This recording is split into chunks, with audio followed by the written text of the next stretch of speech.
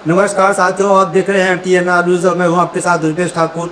TNR news की team निकल चुकी है ग्राउंड रिपोर्टिंग के लिए, जनता की ओपिनियन के लिए कि सरकार का जो 2.5 वर्ष पूरा होने वाला है उसमें कितना सरकार काम कर पाई है और जनता का क्या कहना है। अंतिम व्यक्ति तक जो सुविधाएं हैं, मूलभूत सुविधाएं, उनको तो ऊपर पहुँचाने की बात किया जा रहा है। विकास को तीव्र गति के साथ आगे बढ़ाने की बात किया जा रहा है, लेकिन क्या जो विकास की रथ है गाँव तक पहुँच पाया है, और पहुँच पाया है तो इतना तेजी के साथ आगे बढ़ रहा है कि रुका हुआ है। इन्हीं सब मुद्दों पर हम बात करते हैं और हमारे साथ चर्चा में मेहमान हैं बस्तर से सांसद महेश कश्यप जी। आपका बहुत बहुत स्वागत। बीजेपी का कहना है कि तो 2.5 वर्ष इनका सरकार का पूरा होने वाला है, उसकी जो विकास की गति है वो बहुत ज़्यादा बढ़ रहा है। अगर तुलना करें कांग्रेस से 5 साल तक तो इससे बेहतर काम कर रहे हैं। बस्तर संभाग में भी हम लोग बैठते हैं, क्या लगता है कितना विकास हो पाया है आपका? देखिए, छत्तीसगढ़ के विकास में भारतीय जनता पार्टी का जो योगदान रहा है वो तो ना भविष्य भी ऐसा कह सकते हैं। आपको मालूम है बस्तर एक समय मध्य प्रदेश जो 2000 से पहले मध्य प्रदेश राज्य हुआ करता था, तो मध्य प्रदेश का मध्य प्रदेश राजधानी हुआ करता था। अधिकारी कर्मचारियों को बस्तर भेजा जाता था, अधिकारी कर्मचारी बोलते थे बस्तर नहीं जाना है, काला पानी सजा टिकट। ये बस्तर का स्वरूप था। लेकिन 2001 में सर्दार अटल बिहारी वाजपेयी जी ने छत्तीसगढ़ बना के दिया। 2003 से 2018 तक आदरणीय डॉक्टर रमन सिंह के नेतृत्व ने बस छत्तीसगढ़ को बदलने के साथ साथ बस्तर को बदलने का भी काम किया। रोड, सड़क, बिजली, पानी, शिक्षा, स्वास्थ्य जैसे मूलभूत सुविधाएं लोगों तक पहुंचाने ये पिछले 15 साल में किया। लेकिन पिछले 5 वर्ष कांग्रेस का गवर्नमेंट होने के कारण भूपेश बघेल के सरकार ने जो लोगों को लोभ लुभाने वादे किए, 36 वादे किए, गंगा जल को लेकर उन्होंने हसन खाया और लोगों ने उनको जनादेश दिया। लेकिन 5 वर्ष में कोयला घोटाला, PSC घोटाला, चावल घोटाला और शराब घोटाला, इस प्रकार से घोटाला ही दिया। लेकिन आखिरकार 2023 में आदरणीय मोदी जी ने छत्तीसगढ़ की जनता को गारंटी दी है कि हमारी सरकार बना के की आपका काम वो गारंटी से पूरा करेंगे।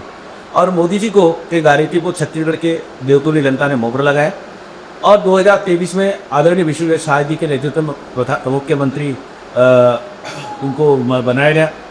और जब मुख्यमंत्री बने दूसरे दिन पहला काम 18 लाख प्रधानमंत्री आवास स्वीकृति करा के दिए।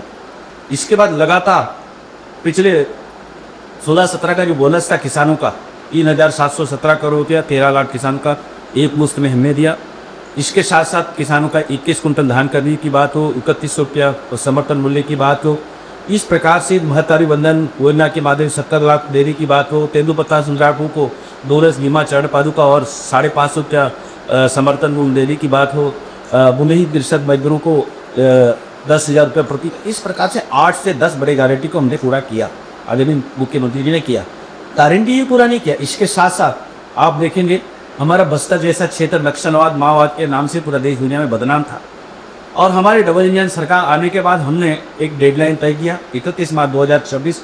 हमारे आदरणीय हुए मंत्री जी ने एक प्रकार से दृढ़ संकल्प के कारण और डेडलाइन के अंदर हमने नक्सलवाद भी खत्मा किया। नक्सलवादी खत्मा नहीं किया, वहाँ विकास के लिए नियत दिलाना आपका अपना अच्छा गांव योजना के माध्यम से वहाँ रोड पहुँचाने की बात हो, बिजली पहुँचाने की बात हो, स्कूल आंगनबाड़ी खोलने की बात हो, मोबाइल कनेक्टिविटी देने की बात हो, इस प्रकार से लगातार हम काम कर रहे हैं।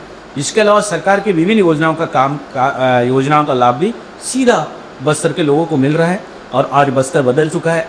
आज आने वाला समय में बस्तर का स्वरूप देखेंगे अलग ही देखने को मिलेगा। जी, अभी आपने 2 बातों का जी भी पैसा है, एक नक्सल मार और दूसरा जो मूलभूत सुविधाएँ हैं, शिक्षा, स्वास्थ्य और पानी।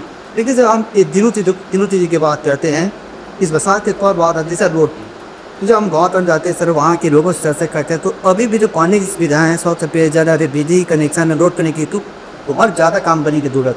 तो इन 2 वर्षों 2.5 वर्षों में जब जहाँ आप जा रहे हैं वहाँ की हालात क्या है और क्या कुछ सुधार आपके माध्यम से आ पाया राज्य सरकार तरफ से? देखिए, आज़ादी के 79 वर्ष में लोगों को मूलभूत सुविधा नहीं मिला है, हम स्वीकार करते हैं। इसका जिम्मेदार का 60 साल शासन करने वाले कांग्रेस के हुए थे। लेकिन आज उसके बावजूद भी आज लोगों को पीने का पानी मिल रहा है, पढ़ने के स्कूल मिलता है, चलने के रोड मिल रहा है या स्वास्थ्य मिल रहा है। पहले तो हमारी सरकार ने किया, लेकिन नहीं बोल रही पूरा कि आज भी बहुत सारा क्षेत्र इन सुविधाओं से वंचित है। वहाँ रोड नहीं है, सड़क नहीं है, दिन नहीं पा रही है, कुछ लोग जिम्मेदार है। एक तो माओवाद, नक्सलवाद, ये पिछले सरकार गए थे। लेकिन हमारी सरकार का प्राथमिकता है कि उन लोगों को दी सुविधा को हम कैसे पहुँचाएँ, कैसे दें। इसीलिए हमारा एक रोड मैप के साथ काम जो हो रहा है आने वाला 2030 तक हमारे गृह मंत्री ने ये भी कहा है कि भारत का सबसे अच्छा जनजाति संभाग के रूप में बस्तर को डेवलप करें, तो उसके 130 करोड़ तो 1,30,30 करोड़ रुपये का बजट मिलेंगे। और इस प्रकार से अलग अलग योजनाओं के माध्यम से हम लोग उन पर काम करने का कोशिश कर रहे हैं। और मेरे द्वारा भी, मैं क्योंकि बस्तर का सांसद हूँ, 6 जिले विधानसभा आते हैं, मैं भी लगातार दौरा करते रहता हूँ। आज आज़ादी को 49 वर्ष के बाद में हमको रेल का सुविधाधिकारी का आज 4 रेल हमको सौगात मिला है। वाई कनेक्टिविटी बढ़ रहा है, 4 लाइन रोड पे हमको मिलने जा रहा है। और अभी प्रधानमंत्री सड़क योजना जो TMSY, जो बस्तर जैसे क्षेत्र में हाईवे नेशनल तो रोड कोई छोटी एक भी दावत सड़क आज से 20-25 साल देखने को नहीं था। भाई पूरे बस्तर संभाग घुमा करता था, हाईवे नेशनल रोड को छोड़ के एक भी दावत सड़क देखने को नहीं मिलता। लेकिन सदैव अटल बिहारी वाजपेयी जी ने प्रधानमंत्री सड़क योजना लॉन्च किया और उस योजना को गाँव तक विस्तार करने का काम हम विशेष सरकार ने नहीं कि आज भी कर रहे हैं। अभी इसी सत्र में 2026 में TMSY रोड प्रधानमंत्री सड़क 177 रोड स्वीकृत हुआ है। ये 1200 रोड का सर्वे हुआ है। बहुत सारे पुल पुलियाँ स्वीकृति हुआ है। भगवान बिरसा मुंडा ग्राम उत्कर्ष अभियान के माध्यम से 25 योजनाओं का कार्यक्रम यहाँ संचालित हो रहा है। हमारे आदरणीय मोदी जी के द्वारा PM जनमन योजना, जनजाति न्याय योजना के माध्यम से यहाँ रोड बनाने की बात हो, सड़क बनाने की बात हो, छात्रावास, हॉस्टल, आंगनबाड़ी, उस प्रकार से लगातार काम कर रहे हैं। हाँ, हम स्वीकार करते हैं पूरा काम सबको हम सुविधा नहीं दे पाए, लेकिन आने वाला समय में किसी भी प्रकार का मूलभूत सुविधाओं से कोई भी वंचित न हो, ये हमारा पहला विजन है। क्योंकि मोदी जी ने 2047 तक विकसित भारत बनाने का लक्ष्य रखा है। और विकसित भारत तभी बनेगा कि सब गाँव तक रोड, सड़क, बिजली, पानी, शिक्षा जैसे मूलभूत सुविधा पहुँचेगा। और ये हमारी सरकार बन भी काम कर रही है। जी।